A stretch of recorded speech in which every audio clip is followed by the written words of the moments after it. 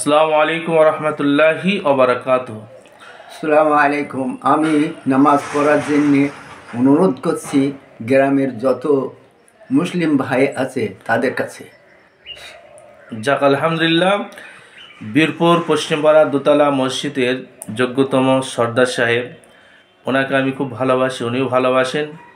উনি পশ্চিমপাড়া মসজিদের দীর্ঘদিনকার সর্দার সাহেব এবং ইমামতির কাজও উনি ইনশাল্লাহ অনেকটাই করেন। উনি আপনাদের কাছে অনুরোধ রাখলেন 5 ওয়াক্ত নামাজ পড়ার জন্য জাতির কাছে, গ্রামবাসীর কাছে। কারণ সলাৎ বা নামাজ ছাড়া পৃথিবীতে কিছু নেই।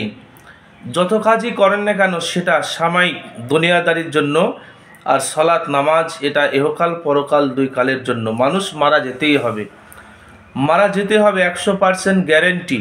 সেই গ্যারেন্টি কাজে আপনি আমি কখনোই এই নামাজ ছাড়ব না।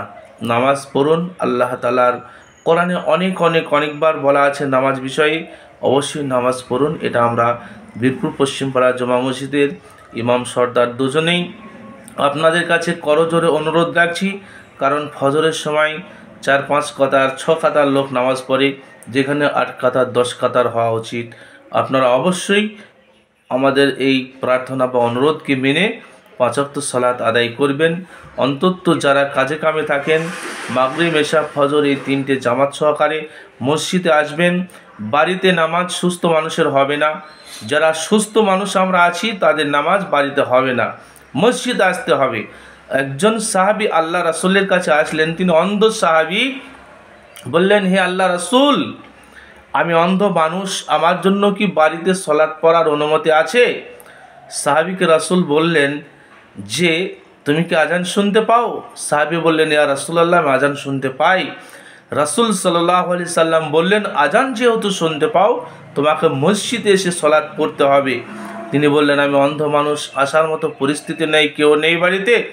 বললেন, বাড়ি থেকে মসজিদ পর্যন্ত যে কোনো একটা দড়ি হোক কিছু টাঙিয়ে সেটা ধরে এসে মসজিদে সালাত পড়তে হবে। মসজিদ ছাড়া সালাত আদায় হবে না। অতএব সুস্থ মানুষ আমরা যারা টুক করে বাড়িতে নামাজ পড়ে শুয়ে যাই বা এখানে ইচ্ছা মতো সময় নষ্ট করি, তার নামাজ বাড়িতে হবে না, মসজিদে আসতেই হবে।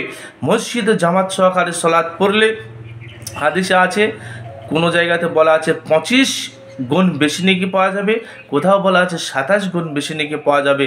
এটা তো অবশ্যই একটা গুরুত্বপূর্ণ কথা। তার সঙ্গে বাড়িতে সুস্থ মানুষের নামাজ হবে না। মসজিদ কেন? মসজিদ সকলে আমরা গরিব বড়লোক ধনী গেরস্থ সকলেই ছোট বড় মিলেজুলে পায়ে পা মিলে কাঁধে কাঁধ মিলিয়ে একই স্বরে আমিন বলে সূরা ফাতিহা বলে মসজিদে সালাত আদায় করব। এজন্য মসজিদ আল্লাহ তাআলা আপনাকে আমাকে বানাতে নির্দেশ দিয়েছেন। আমরা প্রত্যেকেই মসজিদে এসে 5 ওয়াক্ত সালাত পড়ব। এটা আপনাদের কাছে অনুরোধ। এই অনুরোধকে অবশ্যই গুরুত্ব দেবেন। আসসালামু আলাইকুম রহমতুল্লাহ।